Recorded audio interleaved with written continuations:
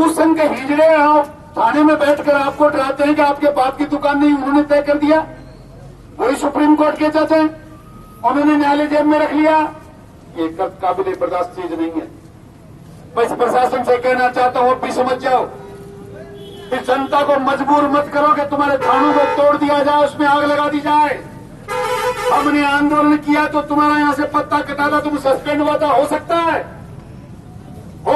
है मुख्यमंत्री की कोई मजबूरी होगी, उसको किसी के वोट चाहिए होंगे, हो सकता है शांति धारीवाल की कोई मजबूरी होगी जो उसकी कोई डेंटिंग पेंटिंग निकालता होगा, उसका कोई अलाइनमेंट ठीक करता होगा।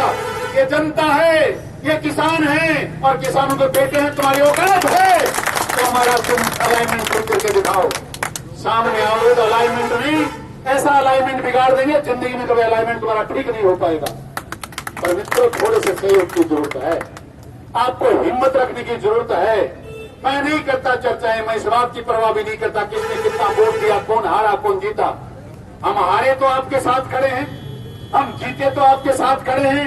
पर हमने 5 साल में भारतीय जनता पार्टी का विधायक रहते हुए राजस्थान की लीग उड़ा के जनता को ये दिखाया विधायक क्या होता है, उसकी ड्यूटी क्या होती है, आपके सामने किया है। कोई व्यापारी हाथ खड़ा करके ये कहे कि 5 साल में किसी के साथ अन्याय हुई है? कोई तो ऐसा कहे कि किसी दिन किसी की दुकान के ताले टूट गए, किसी ने कोई बैंक पे डाका डाला, किसी ने कोई और अन्याय करी तो उसके खिलाफ भी रातों रात कार्रवाई हुई, उनको जेल जाना पड़ा। हम तो वो लोग हैं, पर जनता है मित्रों, जनता भोली भी होती है, कभी बहकावे भी याद भी आ जाती है। ये जाति पाति का जहर भी जनता में है, मैंने बातों को नकार भी नहीं सकता, पर मैंने बातों का बुरा भी नहीं मानता।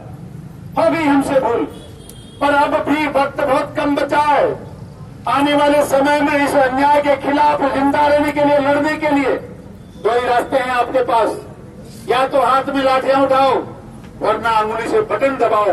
ये निर्णय आपको करना है कि कौन सा निर्णय आपको पसंद आता है। आप लोग बटन दबाएंगे तो आपको कहता हूं, भारतीय जनता पार्टी की सरकार में एक विधायक आपका जो चुनकर जाएगा वो इतना मजबूत होगा, सारी डेंटिंग पेंटिंग इनके सारे अलाइनमेंट ठीक कर देगा। और हमने किया था 5 साल में। अब जो अन्याय हो रही है उसके खिलाफ लड़ने के लिए आपको सबको एकजुट जमा होकर, आज मैं तो ये कहता हूं, सारे के लोग जितने हो रहना चाहते हैं आ जाएं। कुछ ही देर में आपको राजेंद्र सोनी को विधिवत उसकी दुकान में बैठाना चाहिए, शटर खुलना चाहिए, उसका सामान वापस रखना चाहिए, और जो कुछ रास्ते में हमारे सामने आता है उनसे फिर लाठों से लड़ना चाहिए, हिम्मत आपकी होनी चाहिए। हम आपके साथ आगे चलने को तैयार हैं। वरना तो मित्रों, इसी प्रकार हम इन हिजड़ों से न्याय की आशा रखते हैं। तो फिर किसी बुजुर्ग ने कहा है कि हिजड़ा कभी कतार नहीं लूट सकता। तो इस नई वाली बिल्डिंग में बैठे हिजड़े नपुंसकों से तुम चाहते हो कि वो तुमको न्याय दे देंगे? एसपी के दखलंदाजी के बाद बड़ी मुश्किल से तो तुम्हारी एफआईआर दर्ज हुई है, पर एफआईआर दर्ज होने के बाद छरेआम खुलेआम थाने के सामने मुजरिम डाका डालने वाले घूम रहे हैं। एक भी गिरफ्तारी 3 दिन में हुई नहीं। ये काम आप में से किसी ने किया होता तो आपके परिवार तक को जेल में डाल दिया जाता। ये कैसी न्याय? ये कैसा प्रजातंत्र है? एक व्यक्ति अन्याय करे, मर्डर करे, 307 के मुकदमे में कोई एफआईआर नहीं, कोई गिरफ्तारी नहीं, और एक आदमी थप्पड़ मार दे तो उस पर 307 की धारा लगा के जेल में डाल दिया जाए। मैं मानता हूं राजेंद्र सोनी का डरना कोई गलत नहीं है, वाजिब है, क्योंकि उसे पता है सरकारों से कब तक लड़ोगे। और सरकारों का तो मित्रों लड़ने का दिन 5 साल में एक बार आता है। हमसे भूल हो गई, उस दिन में नहीं लड़ पाए। मैं तो खुला चैलेंज कर रहा हूं, हिम्मत है तो चलो, आवाज बुलंद करो, दुकान खोलो, सामान सामने रखो। और नहीं ये हिम्मत है तो अंगुली को मजबूत कर लो। आने वाले 1 साल के बाद इतनी दबानी है अगले की अलाइनमेंट अपने आप ही खराब हो जाए। एक अलाइनमेंट तो आपको ठीक करना पड़ेगा। अब कौन सा करना चाहते हो? आज मेरी आवाज में आवाज बुलंद करके करना चाहते हो अपने आप को सरदार पटेल, भगत सिंह और चंद्रशेखर बोस, सुभाष चंद्र बोस और चंद्रशेखर बनना चाहते हो तो एक लड़ना पड़ेगा।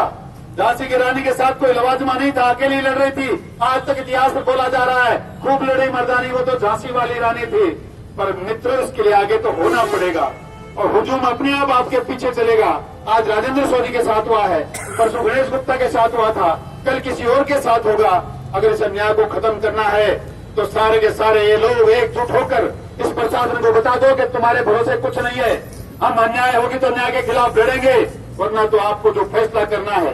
हम तो आपके सामने यहाँ बैठे हैं, लड़ाई में अन्याय में आपके साथ लड़ रहे हैं। जब तक न्याय नहीं मिलेगा तब तक चुप नहीं बैठने वाले। इसी आवाज को बुलंद करते हुए हम सब लोगों को मिलकर इस अन्याय के खिलाफ लड़ना चाहिए।